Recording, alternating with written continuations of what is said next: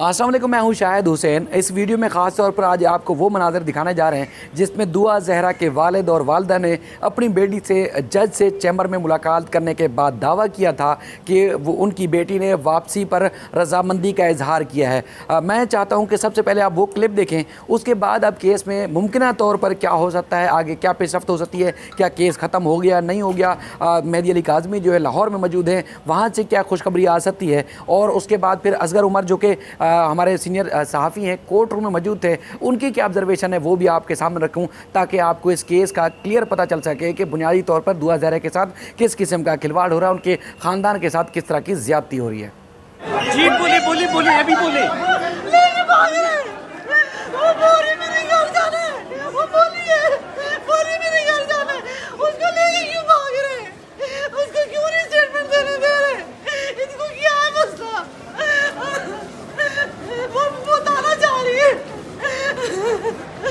ये कौन सा तरीका है, ये कौन सा कानून है मेरी बच्ची को बोलने नहीं हम दे रहे। या अल्लाह मौत दे दे रहे, क्या मत दे दे, क्यों डालने पड़े, क्या मत क्यों नहीं आई, बोलना जाना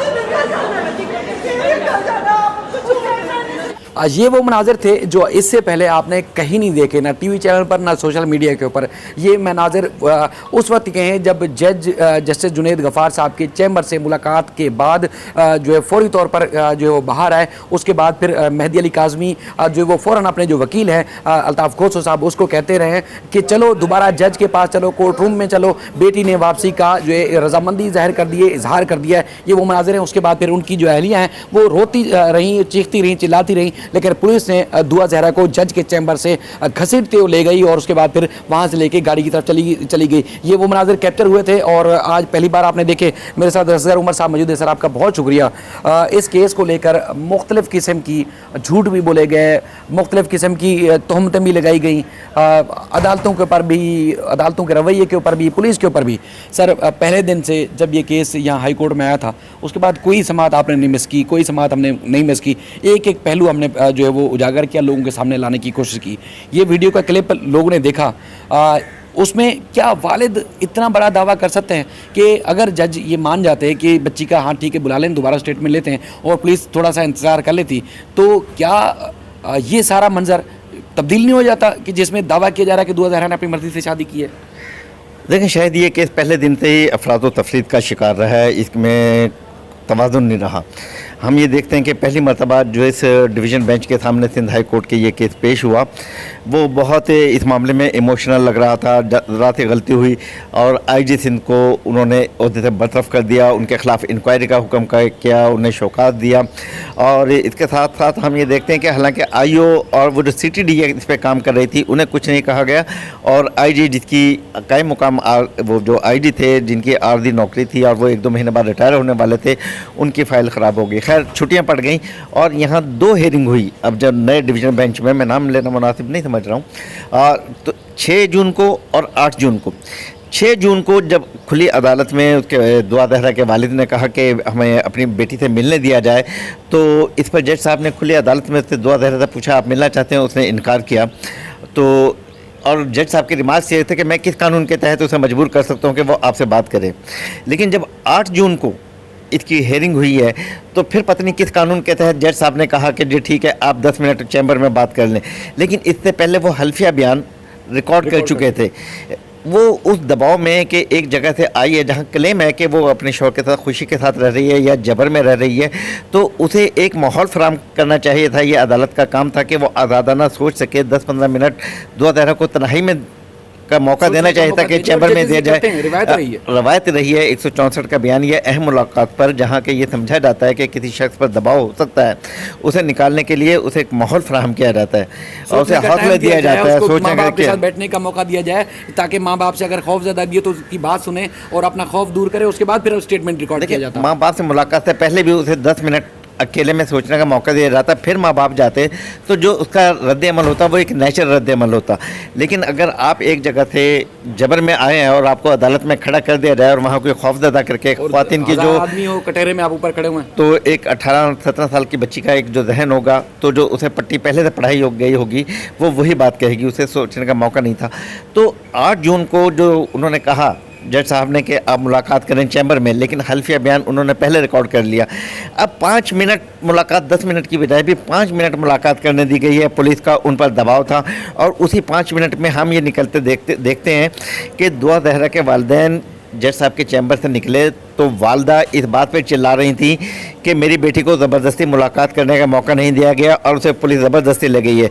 जबकि इस वीडियो में हम ये देख रहे हैं कि वालिद ने दुआ जहरा को नहीं देखा, अपनी बेटी को नहीं देखा, बल्कि वो अपने वकील को तलाश करके हाई कोर्ट की तरफ, कोर्ट के कमरे कोर्ट की तरफ जा रहे हैं कि बेटी ने ये कह दिया कि मैं घर जाने के लिए तैयार हूं। तो वो बहुत जज्बाती थे, उन्होंने कहा बेटी को तो मैं पुलिस से फिर भी ले लूँगा, लेकिन अदालत में सामने ये रिकॉर्ड कर दिया रहा है और इस वक्त बेटी कमरा यानी कि अहाता अदालत में है, इसे फौरी बुलाया जा सकता है। उन्होंने फौरी कार्रवाई के लिए कोशिश की और वो कमरे अदालत की जानिब गए, लेकिन वहाँ अदालत का रवैया कुछ और था। उनका कहना था कि स्टेटमेंट एक मरतबा हो गया तो अब नहीं हो सकता। तो इस मामले में ये समझते हैं कि थोड़ा सा अदम तवाज़ुन नहीं कर सके अदालत। इसको जिस तरीके से करना चाहिए था वो कानून के मुताबिक जो कुछ भी हो, दुआ जहरा अपनी मर्ज़ी से भी गई होगी, लेकिन पूरा मौका नहीं मिला उसके वालिदैन को मुतमईन करने का। एक चीज़ और है, यहाँ दर्जनों हम रोज़ आज भी कहीं ना कहीं शादी हो रही होगी, इसी तरह ज़बरदस्ती शादियाँ होती हैं, लड़कियाँ पसंद की शादी करती हैं, सारे कुछ, और ये फैसले आके अदालतों में होते हैं, हम रोज़ रिपोर्ट करते हैं। कई केसेस ऐसे होते हैं जिसमें अदालत जो है सुनने का मौका भी देती है, लड़की को सोचने का मौका देती है। पुलिस क्यों कहती है कि वहाँ पीछे बिठा लें और बैठें और तसल्ली से इसका बयान रिकॉर्ड करें, उसके बाद रिपोर्ट पेश करें। लड़की को वाल शोहर के साथ भी जाने की इजाज़त मिलती है। बुनियादी तौर पर आप ये नहीं समझते कि अदालत का, सिंध हाई कोर्ट का 2 रुकनी बेंच जिसमें दुआ जहरा केस की समाअत हुई, वो इनका स्कोप ही नहीं था जिसमें उन्होंने स्टेटमेंट ले लिया। यानी कि ऑन ऑथ स्टेटमेंट तो नहीं हो सकता ना, ऑन ऑथ जो लिया गया है इसको चैलेंज किया जा सकता है सुप्रीम कोर्ट में। लेकिन शायद मैं इसे 2 रुकनी बेंच की बात नहीं कहूँगा। यहाँ सिंध हाई कोर्ट का एक माहौल है कि बंद कमरों में काम करने का ज़्यादा पसंद करते हैं। उस दिन आप ये देखें कि ये तो बाद का वाक़या है, इससे पहले मीडिया को अदालत में जाने से ख़त्म बंद कर दिया गया था कि मीडिया नहीं जा सकेगा। उसी केस में उसी सुबह को ये कर दिया गया। और आमतौर पर दीगर अदालतों में भी रोज़ाना यही होता है कि मीडिया पर पाबंदी लगाई जाती है कि यहाँ ना आए, वहाँ ना जाएँ, और कैमरा एक हाथ हद से ज़्यादा नहीं आगे जा सकता। तो ये जो रिस्ट्रिक्शन लगाई जाती हैं, पाबंदियाँ लगाई जाती हैं, ये सिंध हाई कोर्ट की सोच बालातर है। हालाँकि इस्लामाबाद हाई कोर्ट जो है वो अपनी प्रोसीडिंग को कहती है कि ऑनलाइन आप उसको सुन सकते हैं, आप ये देख सकते हैं, लेकिन सिंध हाई कोर्ट का एक माहौल है बहुत अजीब। देखा वहाँ पे तो मखसूस सुप्रीम कोर्ट में सहाफ़ियों के लिए बेंचेज मखसूस हैं, लेकिन यहाँ सिंध हाई कोर्ट में पता नहीं क्यों वो जजेस जो हैं वो चाहते हैं कि यहाँ पर, क्योंकि उनकी मर्जी के केसेस रिपोर्ट हों और जो वो चाहें तो ना रिपोर्ट ना हो, क्योंकि सिंध हाई कोर्ट बहुत फोकस में है कि यहाँ के चीफ जस्टिस का सुप्रीम कोर्ट में तकर्रुरी नहीं हो रही है। यहाँ पर लॉबिंग हुई हुई है जजेस में, कौन किस लॉबी का जज है, तो वो चाहते हैं कि हम मीडिया से दूर रहें। तो यहाँ ट्रांसपेरेंसी नहीं आ रही है। फैसले मेरिट पे होते होंगे, यकीनन होते होंगे, हमें कोई बदगुमानी नहीं है, लेकिन तरीक़ाकार जो है यहाँ पर सिंध हाई कोर्ट का वो कोई ज़्यादा मुनासिब नहीं है। और उस रोज़ भी मीडिया को जाने से रोका गया। हमने रजिस्ट्रार के कमरे में जाकर एतराज़ किया, उनसे रिक्वेस्ट की, और फिर जाके बामुश्किल हमें एक्सेस मिला था वहाँ के हम ये देख सकें। और ये सूरत हाल आप ये देखें कि पहले हल्फिया बयान लेने के बाद फिर वालिदैन से मिलने की इजाज़त दी जाती है, और फिर जब वो नया स्टेटमेंट देना चाहते हैं तो उसकी इजाज़त नहीं दी जाती। तो ये मामला जो है ये ज़्यादा बेहतर नहीं है, ट्रांसपेरेंट नहीं है और बहुत मशकूक है सूरत हाल। सर आपका बहुत शुक्रिया। अच्छा, दूसरा ये है कि आज मेहदी अली काज़मी जो है वो लाहौर में मौजूद हैं। मुझे उन्होंने कल ही कहा था कि वो बहुत बड़ी खुशखबरी देंगे और उम्मीद है कि वो कानून के मुताबिक जो भी करना चाहेंगे तो शायद बेहतर होगा। दूसरा ये है कि बहुत सारे लोग सवाल कर रहे हैं कि जो बुनियादी मुकदमा दर्ज था यानी कि कराची की सेशन अदालत में, उस केस का क्या हुआ। 10 मुलजमान को तो छोड़ दिया गया था, 2 मुलजमान को अदालत ने जेल भेजा था, लेकिन 16 जून को जुडिशल मजिस्ट्रेट शर्की ने तफ्तीशी अफसर जो कि CIA के तफ्तीशी अफसर शानी साहब, उनको तलब कर रखा है और उन केस की जो प्रोग्रेस रिपोर्ट है वो भी तलब कर रखी है। लेकिन बुनियादी तौर पर हम कोशिश में 3-4 दिन से मुसलसल कोशिश में कि जो तहरीरी हुक्मनामा है वो अगर अदालत का जुडिशल मजिस्ट्रेट का सामने आ जाए तो उसमें मज़ीद चीज़ें वाज़े हो जाएंगी कि अदालत ने उनसे क्या क्या चीज़ें तफसीलात जो तलब की है। अगर केस B क्लास हो जाता है, C क्लास हो जाता है, A क्लास हो जाता है, जो भी तफसीलात होती हैं वो सामने आ जाती हैं तो ज़्यादा बेहतर था। बहरहाल 16 जून का जो दिन है वो ज़्यादा अहम है, लेकिन उससे ज़्यादा अहम ये है